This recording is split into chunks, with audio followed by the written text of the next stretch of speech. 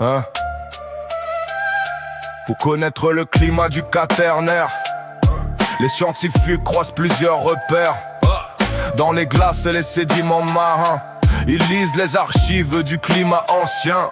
Le delta O18, noté delta O18, compare deux isotopes dans l'eau, oxygène 18 et oxygène 16, dont la proportion change selon la glace. Quand il fait froid, les glaces retiennent surtout l'oxygène 16, plus léger que tout. Les océans gardent plus d'oxygène 18 et le delta O18 augmente alors aussi.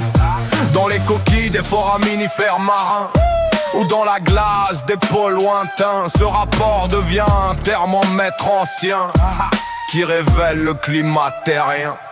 Les bulles d'air piégées dans les glaciers gardent les gaz à effet de serre enfermés.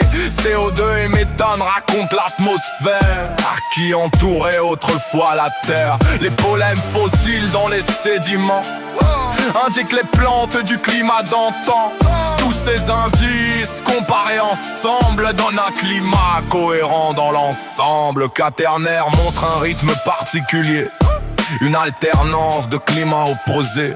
Longue période glaciaire dominante, suivie d'interglaciaires plus courtes et clémentes. Environ 80 000 ans de froid, puis 10 000 ans plus doux parfois. Ces cycles durent près de 100 000 ans dans l'histoire du climat de notre temps. Aujourd'hui nous vivons une phase tempérée, une période interglaciaire commencée depuis environ 15 000 ans passés. Après la dernière grande glaciation achevée en Europe, ces glaciations des noms souvent liés aux fleuves des régions. Ils rappellent jusqu'où s'étendaient les glaciers quand l'Europe était largement glacée. Mais le climat varie aussi plus fréquemment, avec des cycles plus courts dans le temps.